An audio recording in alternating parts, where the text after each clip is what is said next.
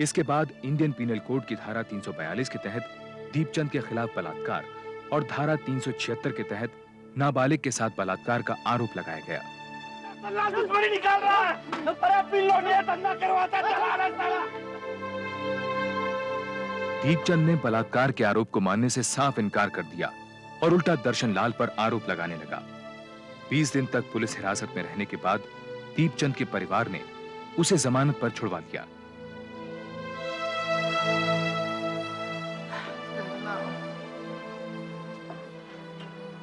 मेरे ख्याल से पुष्पा को अब रिमांड होम भेज देना चाहिए, वहाँ मामला कंट्रोल में रहेगा। रिमांड होम में तो उससे कोई बात करने वाला भी नहीं होगा, फिर वहाँ की जिंदगी भी तो बहुत मुश्किल होती है रंजना। तो यहाँ कौन सी कम मुश्किलें हैं उसके लिए? आसपास के लोग तरह तरह की बातें बना रहे हैं। रंजना, बच्चा आने वाला है, वो कैसे संभालेगी? कोई ना कोई होगा वहाँ पर। यहाँ बच्चा पैदा होगा तो और बातें बनेंगी। दर्शन तू क्या कहता है? सुन रहा है रंजना क्या कह रही है? बोल तू। जो करना है कर लो, मेरा माथा मत खराब करो। मैं कहीं नहीं जाऊंगी, घर का छोड़ के कहीं नहीं जाऊंगी। बुआ बापू से बोलो ना, मैं कहीं नहीं जाऊंगी, कहीं नहीं जाऊंगी, मैं कहीं नहीं जाऊंगी। सन 1993 दिल्ली और उत्तर प्रदेश की सीमा पर बसा एक गांव पिथरा गांव की परंपरागत मूल्यों वाली जिंदगी में शहरी हवा पहुंच चुकी है। इसी गांव के कुछ लोग अपनी जमीनें बेचकर रातों रात अमीर भी हो चुके हैं। यहीं के बड़े बड़े सरोकारों से परे अपने हालात के भंवर में फंसी एक दुनिया है, एक मोटर मैकेनिक की मासूम बेटी पुष्पा की।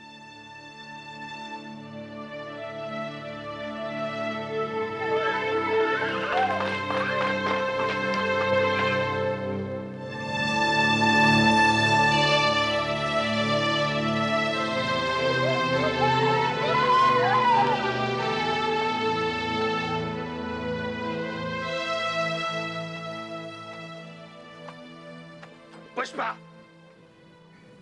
हाँ बापू। ये क्या है? बापू मेरा सन। वो तो मुझे भी दिखाई दे रहा है, लेकिन जब मैंने कहा था कि ये हीरो हीरोइनों की फोटो मुझे अपने घर की दीवारों पर नहीं दिखाई देनी चाहिए, तो तेरी हिम्मत कैसी हुई? बापू आज गलती हो गई, बस आगे से नहीं होगा। तो कान खोल के सुन ले, अगर ऐसा शौक पालना है ना तो जमीन में गाड़ दूंगा। जा टिफिन ले आ। खड़ी क्या? जा टिफिन ले क्या? बापू खाना नहीं बना। क्यों? वो कोयला नहीं था ना। तो ला नहीं सकती थी? वो आपसे रात को बोला तो था, लेकिन अब नशे में थे। अरे जबान चलाती है, पहाड़ भर की हो गई लौंडिया, लेकिन कोई सुख नहीं। मेरी तो जिंदगी नरक होती रह गई है।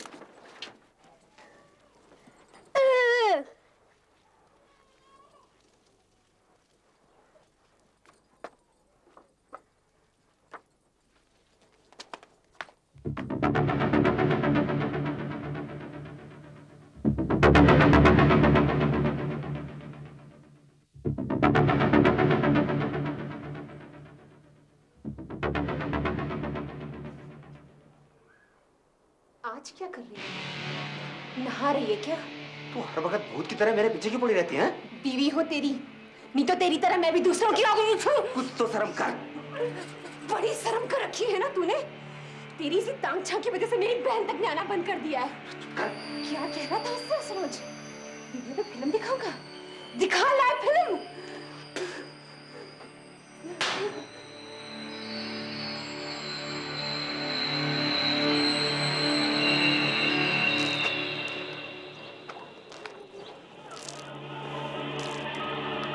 आज तो बड़ी गजब लग रही है तू, हाँ? हेमा मालिनी जैसी। चल चल अपना काम कर। काजल रोज लगाया कर तू, बड़ा फपता है तुझ पे। अब तू बड़ी हो गई, तेरा बापू छोटी छोटी बातों पे तुझ पे हाथ उठाता, मुझे बड़ी तकलीफ होती। बोलना चाहिए था ना, दुकान से आके ले जाती, हैं? पैसे आते रहते बाद में, तेरी अपनी दुकान है। चला जा, कितना कोयला चाहिए? नहीं, मैं बाद में ले जाऊंगी। अच्छा चल तू रुक, मैं ले आता हूँ, नहीं तो शाम को तेरा बापू आके फिर चिल्लाएगा तुझ पे। नहीं नहीं रुक, मैं आती हूँ।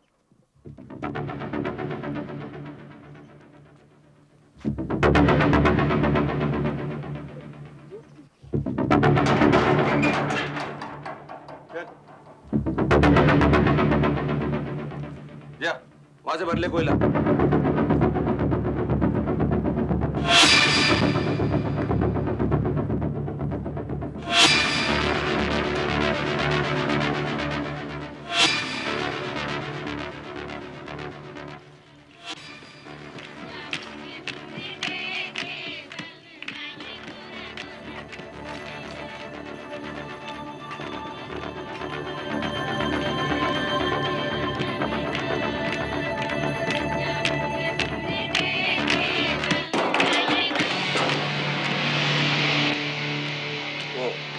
आज दुकान बंद है ना, इसलिए दरवाजा खुला दिखेगा तो कोई भी मुंह उठा चला आएगा कोला लेने के लिए।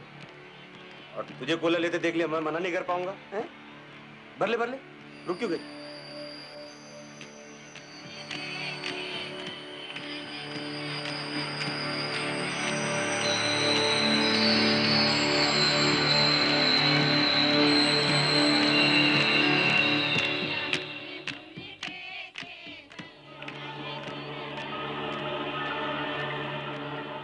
वो तो मेरे घर वालों ने जल्दी कर दी, नहीं तो मैं तो तुझसे शादी करने वाला था। सच्ची तेरी कसम। ये कैसे उल्टी सीधी बातें कर रहे हो तुम? और बस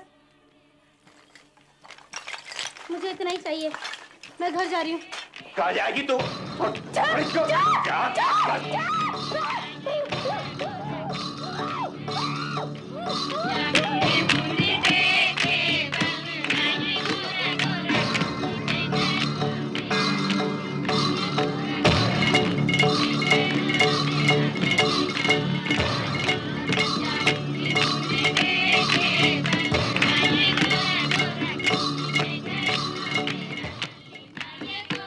अरे सुनते हो? मैं अम्मा जी के साथ डिस्पेंसरी जा रही हूँ। ये बाज है क्या? आवाज तो धीरे कर दो। सुन लिया क्या? डॉक्टरनी के यहाँ जा रही हूँ मैं।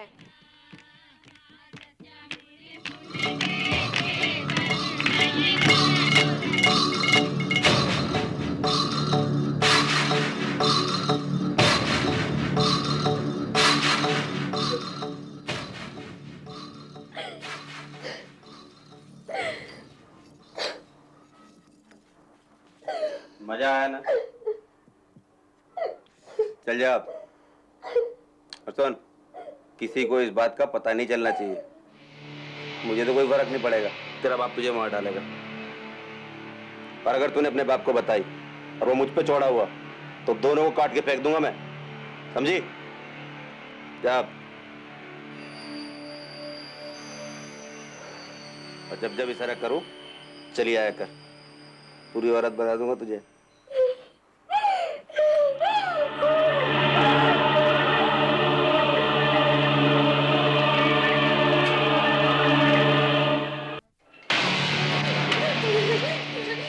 अगले 5 महीनों तक दीपचंद पुष्पा के साथ लगातार जबरदस्ती करता रहा।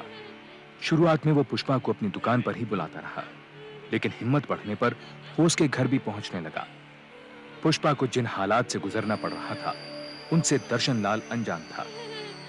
दीपचंद पुष्पा का मुंह बंद रखने के लिए उसे कई तरह की धमकियां देता रहता।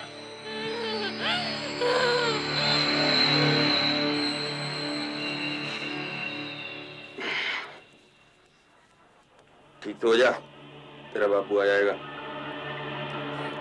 आजकल मुझे उल्टी होती है, ऐसे सोई जाता है।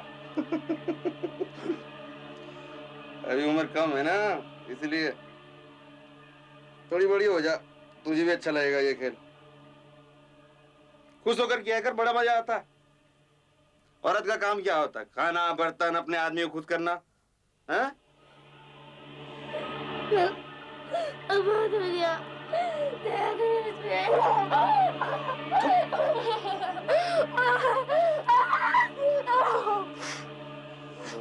चुप करेगी ना, सबको बता दूंगा। गांव के सारे लौंडे आके दरवाजे पे लाइन लगाएंगे तेरे। ज्यादा बोलेगी बाजार में खड़ी करके कपड़े खोलूंगा तेरे। कौन दूं साली को? चिनार कहेंगी। पुष्पा की तबीयत लगातार बिगड़ने लगी। घर के कामकाज और पुष्पा की देखभाल के लिए दर्शनलाल ने पड़ोस के गांव में रहने वाली अपनी बहन को बुलवा लिया। इसी दौरान दर्शनलाल को काम के सिलसिले में शहर जाना पड़ा। पुष्पा की हालत देख बुआ ने उसे डॉक्टर के पास चलने को कहा। पुष्पी जिद नहीं करते हैं, हाँ? अरे देख तो सही अपना हाल, ना तुझे नहाने का होश है ना खाने का होश है, और कहती मुझे कुछ नहीं है। अरे मैं कहती हूँ कहीं पथरी वथरी ना हो, तेरी माँ को भी थी। तू चल मेरे साथ, उस डॉक्टरनी की दवाई खाएगी ना 2 दिन में ठीक हो जाए। चल उठ, चल जल्दी से तैयार हो जा, चल चल ना बेटा, चल उठ चल। क्या करूं, कैसे समझाऊं इसको? चल उठ। ये लीजिए।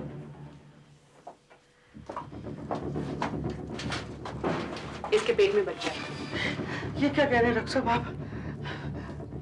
पुष्पी तो भी खुद ही बच्ची है। बच्ची है पर 14 साल की।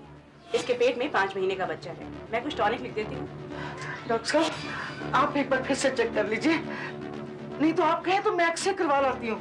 ये मेरा रोज का काम है, कभी कोई मिस्टेक नहीं। आपकी भतीजी माँ बनने वाली है। डॉक्टर साहब ये बच्चा गिरा दीजिए, नहीं तो मुसीबत आ जाएगी। तुम्हारा दिमाग तो नहीं फिर गया?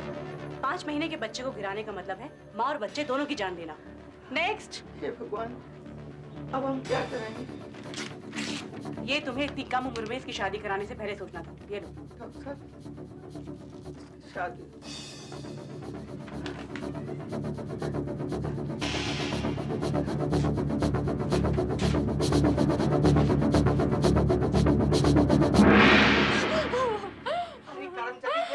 किसके साथ मुंह काला किया तूने? अरे मैंने तो दर्शन को कितनी बार कहा कि इस लड़की को मेरे पास छोड़ दे, मेरी नजरों में रहेगी, पर उसने मेरी एक नहीं सुनी। अब भुगतो ही जन्म भर इस कलंक को। अरे 4 बिरादरी वाले थू थू करेंगे हमारे पे। अरे हमारे घर की लड़की कौन लेगा? 5 महीने का काम पड़ना इसके पेट में। मैं क्या करूं, कैसे छुटकारा पाएंगे इससे हम? अरे अब तो बता किसने किया ये पाप, कौन है वो? दीपचंद। दीपचंद? अपना कोले का टाल वाला दीपचंद? अरे करम चली, तू इसके जाल में कैसे फंस गई? तो लफंगा है, लफंगा।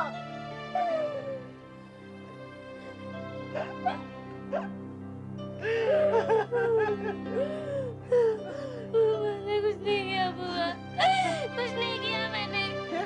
जबरदस्ती करी उसने मेरे साथ। तूने अपने बाप को क्यों नहीं बताया? कहता था तुम दोनों बाप बेटी को काट के फेंक दूंगा, किसी को बोला था। मार रही हो ना, मार रही हो ना। मैं मार मुझे, मार दे बुआ मुझे, जहर दे दे मुझे, बुआ दे मुझे जहर। पुष्पी, जहर तू नहीं खाएगी, जहर वो खाएगा। ओके, हमारे घर की इज्जत बर्बाद करती। अरे कीड़े पड़ेंगे तुम्हें, कीड़े सारे खानदान को पड़ेंगे। अरे ऊपर वाला सब कुछ देख रहा है। अरे अंदर मुंह छुपा के क्यों बैठा है? बाहर आओ, देख लोगे तुम्हें, हमारे घर को बर्बाद। देखना अब कुछ ही दिनों में ना तेरी जैसी शकल के बहुत सारे बच्चे गांव में खेलते नजर आएंगे। ज्यादा बकवास मत कर, 1 लाख पड़ेगी होश ठिकाने आ जाएंगे। और जात साली जबान बंद रख ही नहीं सकती है।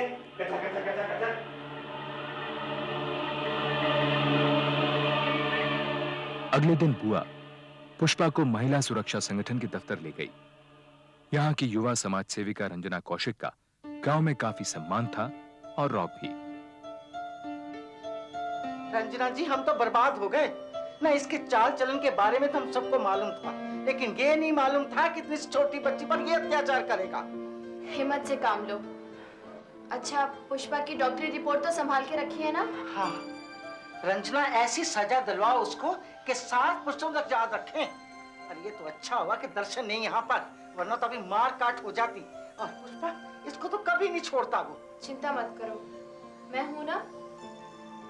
ये बताओ, ये दीपचंद की माली हालत कैसी है? जमीन बेच बेच कर पैसा बनाया है, कोले का टाल है उसका।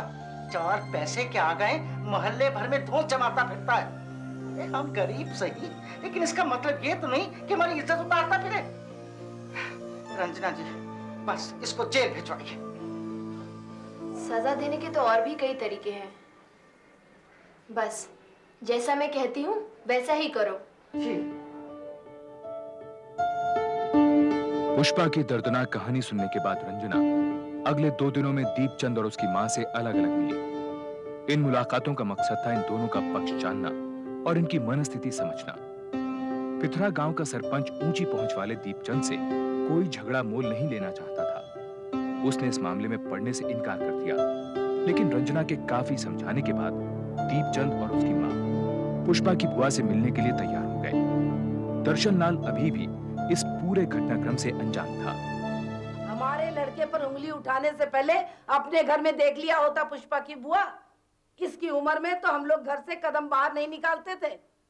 शादी से पहले पराये मर्द को कभी देखा तक नहीं था आंख उठाकर। और ये हर आदमी के साथ हंसी मजाक करती रहती है। बिंदी क्या, काजल क्या, नैन पालिश क्या, 1000 तरह के तो फैशन सीख रखे हैं इसने। ये तो बचपन के शौक हुआ करते हैं, तुम्हारे हमारे जमाने की बात और थी। वही तो कह रही हूँ, शौक शौक में सो गई होगी किसी के साथ। किसी और के साथ नहीं, तुम्हारे दीपचंद के साथ। इसी ने जबरदस्ती की इसके साथ। अरे डरात मंगा के बुलाता रहा उसको अपने पास बार-बार। ये इसकी गोद में इसी का बच्चा है। फिर वही बात तुमने कही और मैंने मान ली।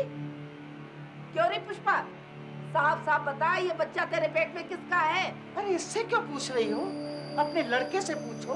अरे बच्चा रोकने की दवाइयां लाकर देता रहा इसको। इसी का बच्चा पल रहा है इसकी गोद में। देख पुष्पा की बुआ, बहुत सुन ली मैंने तेरी, मेरा मुंह मत खुलवा। तू समझती है कि मैं पुष्पा को अपने घर में रख लूंगी? तो भूल जा। देखिए चुप हो जाइए। क्या चुप हो जाइए? अम्मा मैंने तो पहले ही मना करी थी, मत बुलाओ इन कंगलों को। हमारे रुपए पैसे पर नजर है इनके। अम्मा क्या बताऊं, बहुतों के साथ नैन मटक के कर चुकी है ये।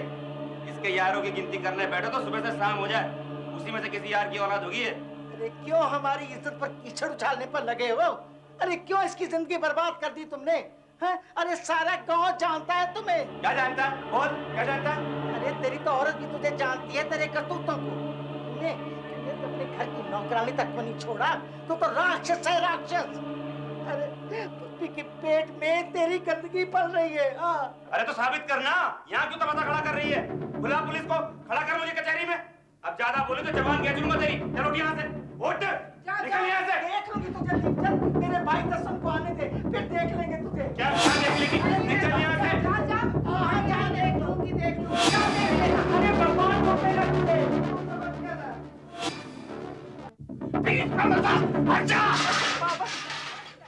उस रात जब दर्शन लाल घर लौटा और उसे सारा वाकया मालूम चला तो वो गुस्से से बौखला उठा।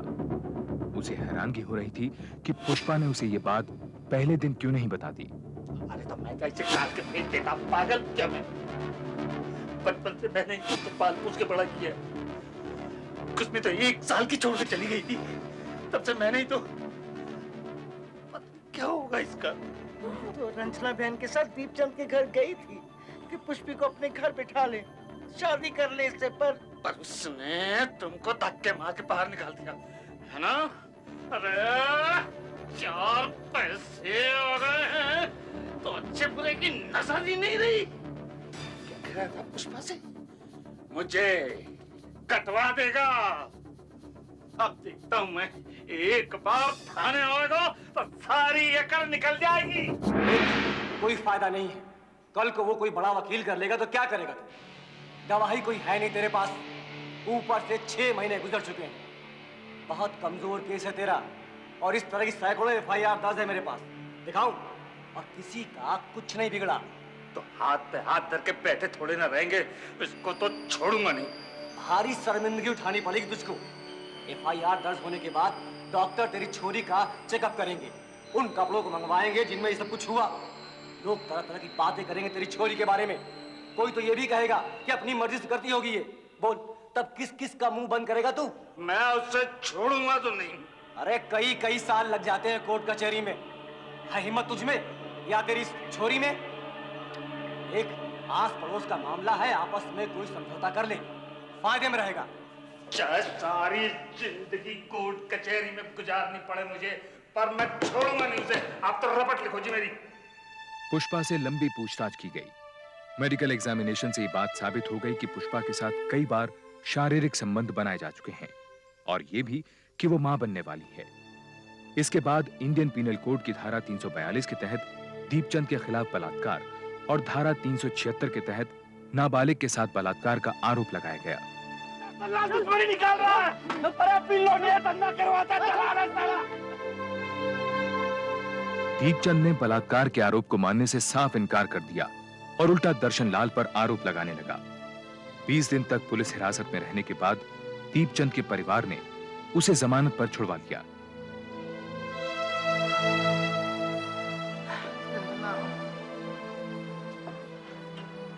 मेरे ख्याल से पुष्पा को अब रिमांड होम भेज देना चाहिए।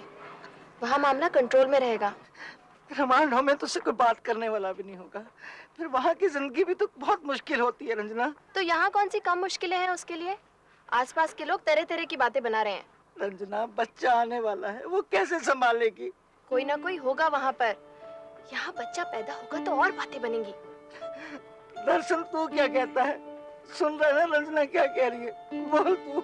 जो करना है कर लो, मेरा माथा मत खराब करो।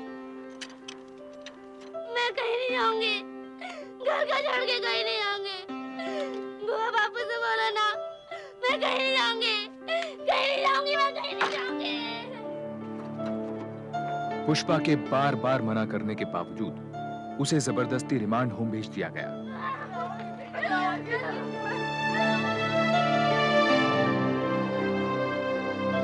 रिमांड होम की सूनी और बेरंग दुनिया में कितने दिन महीने गुजारने पड़ सकते हैं, इस बात का अंदाजा ना तो पुष्पा को था और ना ही उसके घर वालों को। कुछ महीनों बाद पुष्पा ने एक लड़की को जन्म दिया।